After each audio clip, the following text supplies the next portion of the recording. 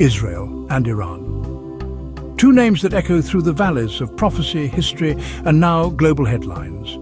The air is thick with missiles, but also with meaning. While analysts scramble over military logistics and political motives, a deeper question burns in the hearts of many. Is this the fulfillment of prophecy? Are we now walking into the very pages of ancient scrolls written in deserts, sealed in time, and spoken of in hushed reverence for centuries? Let's take a break. Please like this video and subscribe to our channel. It really helps us to grow. The timeline is as fiery as it is fast. In mid-June 2025, Israel launched Operation Rising Lion, a strategic and aggressive airstrike campaign targeting Iran's nuclear facilities and key IRGC assets. This wasn't just a routine skirmish, it was surgical and symbolic. Iran responded with over 150 ballistic missiles, battering Israeli cities, injuring dozens and shaking nerves from Jerusalem to New York. The retaliation wasn't the end, it was the beginning of a new era of confrontation. Israel now operates with a boldness unseen in years, propped up by a confident American administration that no longer whispers about deterrence but trumpets regime change. Iran, meanwhile, digs in, shifting internal gears, strengthening proxies, and playing the long game it has mastered.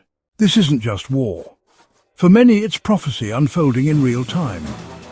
Ezekiel 38 and 39, long studied and often misunderstood, speaks of a coalition led by Gog of the land of Magog, joined by Persia, modern-day Iran, Cush, Put, Gomer and Togarmah. Together they rise against a restored Israel. They come against a land of unwalled villages, a people dwelling in peace, a land gathered from the nations, and then divine judgment, fire, hail, earthquakes. God steps in. He does what no military alliance can. He delivers Israel with his own hand so the world may know that he alone is the Lord. So how close are we? The prophetic pieces seem to be moving. Iran, Russia and Turkey, the three modern candidates most associated with the Ezekiel prophecy, have drawn closer over the past years. Iran's hatred for Israel is well documented, but it's no longer just ideological. It's manifesting in steel and blood. Turkey's internal politics grow more religious by the year, and Russia plays chess on multiple fronts, its eye still glancing toward the Middle East. But crucial elements remain missing. The coalition isn't fully formed. Israel, while strong, is not yet a land at rest or dwelling without walls, and there has been no divine intervention yet. Still, the shadows of Ezekiel walk among us. This may not be the final act, but it may be a dress rehearsal. Every drone strike, every declaration, every military maneuver could be writing the prologue to that long-anticipated chapter. And what makes this more sobering is that the prophecies don't happen in isolation.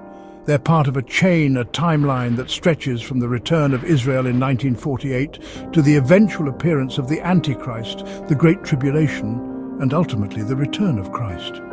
Yet it's not only in the Bible where voices whisper of an approaching climax. Prophecies outside Scripture have begun to surface, echoing with eerie similarity. Nostradamus enthusiasts point to quatrains mentioning fire in the sky, great cities in ruin, and a lion rising from the east.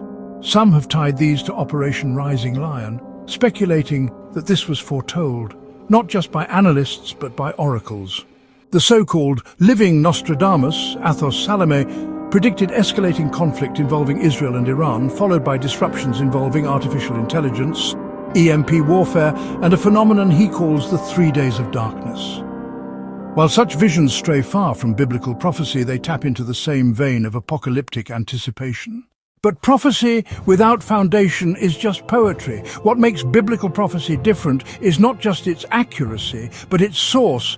These are not random predictions, these are divine declarations. The re-establishment of Israel fulfilled, the gathering of Jews from all over the world fulfilled, Jerusalem back in Jewish hands fulfilled. Jesus said, "When you see these things begin to happen, look up, for your redemption draws near." We are seeing birth pangs, not the birth. It may be the setting of the stage. The world feels that way now, suspended, waiting, watching. Of course, prophecy can be misused. What we're called to is not prediction, but preparation. The conflict between Israel and Iran is not just about borders or uranium. Israel stands as a symbol, a people and a place chosen by God. Iran, with its apocalyptic brand of Shia Islam, believes it has a divine role in ushering in the return of their messianic figure, the Mahdi. And this is why prayer becomes the believer's battlefield. Christians are called to pray for the peace of Jerusalem, not because it is perfect, but because it is prophetic. The conversation about prophecy isn't complete without mentioning deception. Jesus warned over and over, "See to it that no one deceives you. Many false prophets will rise, many will come in his name. Signs and wonders will deceive even the elect, if possible." So, as we navigate these times, spiritual clarity is critical. Not every vision, not every dream, not every message is from God. We test every spirit, we cling to the word, we stay grounded. Perhaps this is the ultimate takeaway, that while we may not have all the answers, we do have a guide.